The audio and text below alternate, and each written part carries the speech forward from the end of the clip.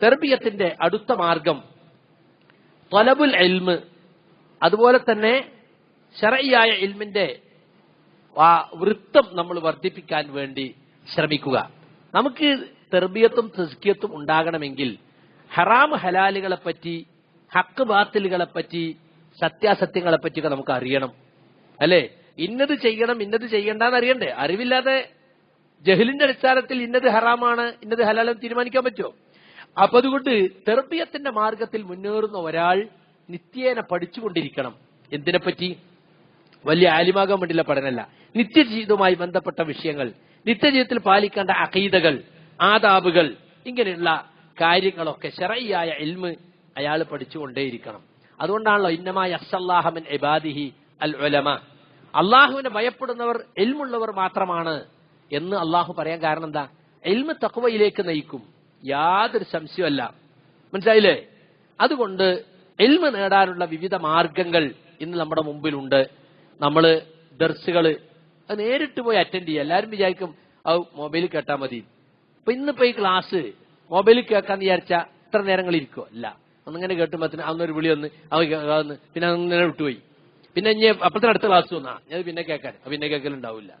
നേരെ വെച്ച് ഇവിടെ ഇപ്പൊ നമ്മള് രാവിലെ മുതൽ ഇതിന് നിയ്യത്താക്കി വന്ന് ഇരുന്ന് അല്ലേ അങ്ങനെ കേൾക്കാൽ അതിന്റെ ബർക്കത്ത് വേറെ തന്നെ. ഈ ഇൽമിന്റെ മജ്‌ലിസിൽ ഇരുന്ന ബർക്കത്ത് മാത്രമല്ല, നമുക്കത് ശരിക്കും ഉൾക്കൊള്ളാൻ വേണ്ടി സാധിക്കും.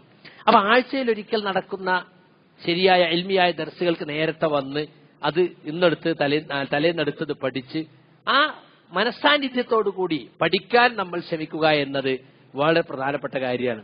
അതുപോലെ പ്രഭാഷണങ്ങളും പഠന ക്ലാസുകളുടെയൊക്കെ ഓഡിയോ കേൾക്കുക. ഓഡിയോയുടെ വീഡിയോ ആട്ടെ ഉള്ളത് എന്താണോ ലഭ്യമായത് അത് കേൾക്കാൻ നമ്മൾ സമയം കണ്ടെത്തുക എന്നുള്ളത് ഇൽമു വർദ്ധിപ്പിക്കാനുള്ള, ഇന്നത്തെ കാലത്ത് പ്രത്യേകിച്ചും വലിയ വലിയ പണ്ഡിതന്മാരെ മുമ്പിൽ പോയിരിക്കാൻ നമുക്ക് സ്വല്പം സാധിച്ചോളണമെന്നില്ല. പക്ഷേ അവരിൽ നിന്ന് ഇൽമ എടുത്തിട്ട് നമുക്ക് ക്ലാസ് എടുത്തു തരുന്ന ആളുകളെടുത്ത് പോയിരുന്നൂടെ? നമുക്ക് സാധിക്കുന്ന കാര്യമാണ്. അങ്ങനെയുള്ള അവസരങ്ങൾ നമുക്കുണ്ട്. അതുപോലെ തന്നെ വായന ഇന്ന് പല ആളുകൾക്കും ഇല്ലാത്തൊരു സംഗതിയായി. വായിക്കണ പരിപാടിയല്ല. ഞാൻ ഇപ്പൊ വായിക്കലില്ല, ഞാൻ ഇതിലിങ്ങനെ കേൾക്കും. ഇഖ്റഅ ബിസ്മി റബ്ബിക്കല്ലദീ ഖലഖ, ആദ്യം ഇറങ്ങിയ ആയത്തന്നെ അതാ, നിന്റെ റബ്ബിന്റെ നാമത്തിൽ നീ വായിക്കുക. വായിച്ചേ പറ്റൂ. വായനയാണ് നമുക്ക് ഒരുപാട് അറിവിന്റെ വാതായനങ്ങൾ തുറന്നു തരുന്നത്. അതുകൊണ്ട് നല്ല നല്ല വായന, നല്ല നല്ല ലേഖനങ്ങള്, നല്ല നല്ല പുസ്തകങ്ങള് അത് നമ്മൾ വായിക്കാൻ ഓരോ ദിവസവും സമയം കണ്ടെത്തണം.